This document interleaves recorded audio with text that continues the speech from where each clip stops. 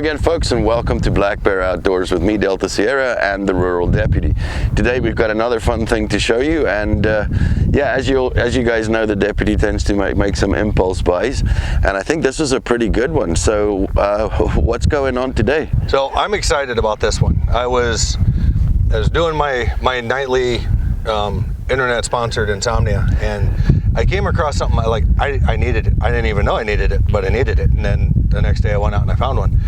So it's the Smith & Wesson M&P folding pistol carbine. So the FPC, right? The FPC. So chambered in 9mm, because I mean, who doesn't need a truck gun, backpack gun if you're hiking, camping, you know, whatever the case may be. So I dug into it. I looked at some reviews. Overall good. I mean, the only complaints I found were designs that people didn't like. But I mean, here's the thing: you're not going to make one thing that satisfies everybody. Exactly. That's why everybody doesn't drive a Toyota, right? Right. And it's kind of like the AR market. Mm-hmm. Like, you can literally change so many things on it to customize. Yeah, that's for sure. So without further ado, let's check what you got in the bag here for us. All right. So it comes in nice nylon zipper bag. Open it up. Here you have some storage pockets, shoulder strap for the bag. It does come with an assortment of back straps and hand wells for the grip. And then, of course, instruction book, gun lock, and your open chamber indicator. I like this thing folded up. It's just over 16 inches.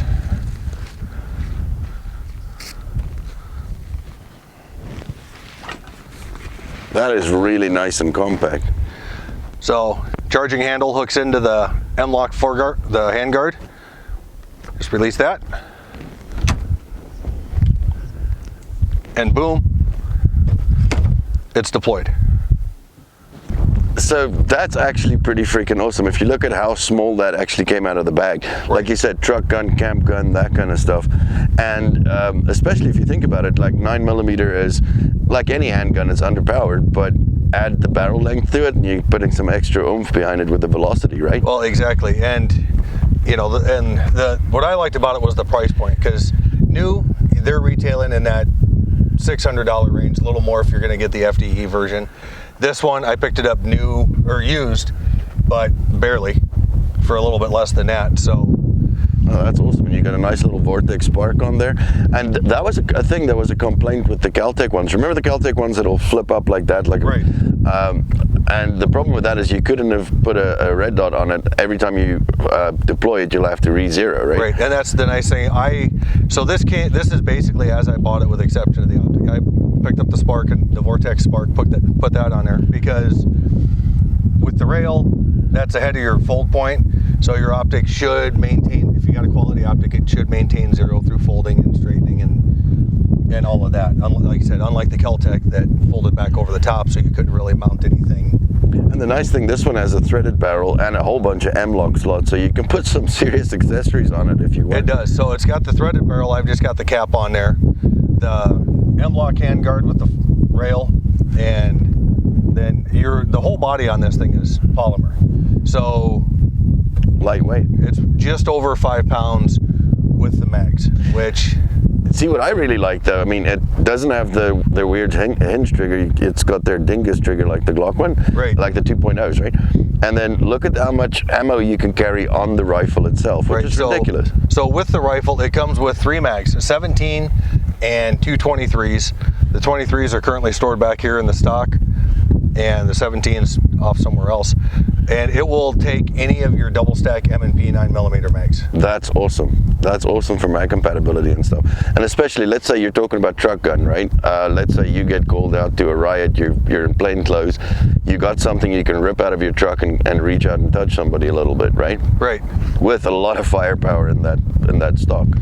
Right, and like I said, I was a little leery at first with the polymer body, but I'm old school. They should be metal and heavy, and so, but the inside, your bolt carrier, your internal components are all stainless steel. Mm-hmm. I mean, if you consider one of the first really popular pistol caliber carbines really, was that space age looking Beretta CX4 Storm. Right.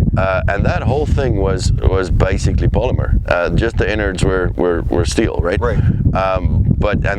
Those things were indestructible, so I can't see how Smith would be anything less than that, right? I think that this thing will last. And I love the fact that you have the mag compatibility with your pistol, because if you're carrying a M&P and you've got this with you, it's like in the old days, you know, the cowboys had the 6-shooter with 45 long Colt and the rifle with the same caliber. And like with this, it does have the reversible mag release. It does have a manual safety on it. It's got ambi bolt releases, but in true M&P style, they're very low profile. You're better off to just use the charging handle, slingshot it. Fair point. And that charging handle reciprocates, right? Yep, it is a reciprocating charging handle. So, you know, that means it will move as the bolt moves. So, yeah, kind of the good rule that I've found with it is you just keep your cheek on the cheek rest. You don't really. If you move too far forward, you're going to know if you're farther than you should be. But that is, and then it is the ambi charging handle. The release for the barrel, it's a little larger, but it's easy to manipulate if you have gloves on. That's true as well. And again, if you're under stress or something and your fine motor skills aren't working so great, that's great to have big controls, I think, you know. That's just my opinion. And then the spare mags in the stock, they both lock in there. That's cool. There is like a teeter-totter release on the bottom, so you hit the right side and the left side mag can pull, and vice versa. That takes a little getting used to. It's an awkward to reload from here, but you've got it on you. You don't have to put it in your pocket or... But that could be overcome with training too, right? Right. Yeah, like anything with practice. And then the barrel's got that 1 in 10 twist. So as we found out on the maiden voyage with it, it is surprisingly accurate. We won't talk about my wife out shooting all of us on a 10-inch gong at 195 yards with it consistently. We won't mention that. That's true, though. That's very true. So, well, let's get to the fun stuff. Let's go shoot it and see how well it works. Yeah, let's put her through the paces here. Stay tuned, guys.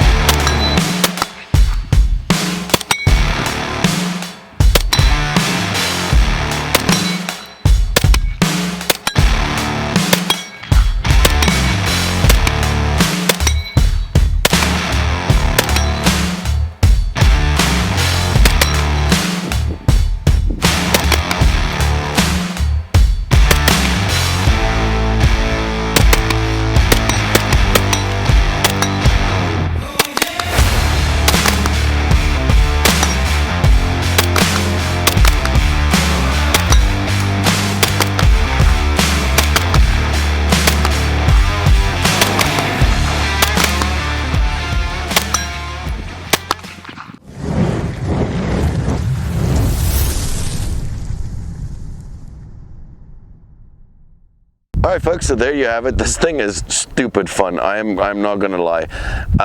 It's like you said before, it's crazy accurate, shoots tiny little groups, and surprisingly, I'm guessing this barrel is getting some serious velocity out of the 9mm, because what was it, like 130 to almost 200 yards, you're still hitting steel, right? Right, consistently you can, once you get your hold, and that Vortex optic, put that on out of the box, and it was a little bit of windage adjustment with it.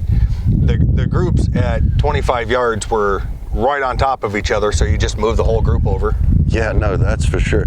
So yeah, I mean, in my opinion, I think this is an excellent little bike. Great, like you said earlier, great truck gun, great camping gun, great backpacking gun, because you got this tiny little package, right? Gives you good velocity, so you got you're in the fight anywhere up to 150, maybe even 200 yards. Right. And you got a lot of firepower in the buttstock, and you got the interchangeability with your sidearm, right? Right. Yeah, it is a lot of fun. Like I said, I was leery with the polymer, but it works. It works every time. It's got a good trigger reset, a decent brake. It's responsive. It's quick. And I like that the trigger is very consistent. Right? Yeah. So that allows for you to kind of shoot well at distance, right? But I mean, you'll go far and wide to find a Smith product that's not a good product. Right.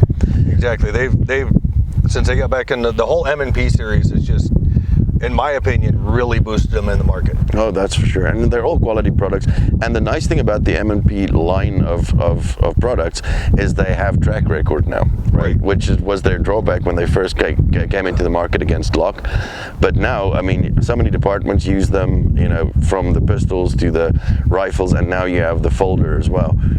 Somebody said it's basically an M&P just with the long barrel. Yeah. That's exactly essentially it. Like I said, I watched a lot of reviews before I bought it.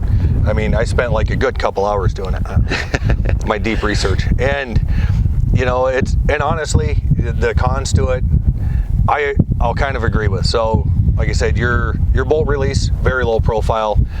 So, but if you're used to running M&Ps, like even like my 2.0 compact, I don't, that's about the only pistol I have. I don't use that slide release. I just slingshot it every time. It's kind of what it was designed for, though. And again, if you're in a situation where you really need it, your fine motor skills aren't going to be there, so you're going to slingshot it anyway. Exactly. You know, so there's that. The reciprocating charging handle takes a little getting used to. Mm-hmm. But so big question is, are you going to get a suppressor for it? That might be on the list. That'll be fun. You know, the other nice thing is, so this has got, the barrel is 16 1/4. Mm. So like compared to, you know, overall length compared to one of my ARs, yeah, it's shorter, but that 16 1/4 inch barrel, it's a rifle. It's not an SBR. It's not a pistol. Mm. So there's no tax stamp and extra red tape and all that stuff to go with it. For a small package like that, no, that is damn awesome. No, I think that's a good buy, man. So there you have it, folks. You know, hopefully you had some fun with us today, learned something new, or were a little bit entertained. If that's the case, hit that subscribe button, give us a thumbs up, and leave us your comments below about what you think about this folder, or what your experience might be with them. And remember, guys, whenever you support us, you support everybody in the 2A community, showing the algorithm that this is the type of content that you guys are actually enjoying and that you want to see more of. You all stay safe, and we'll see you next time.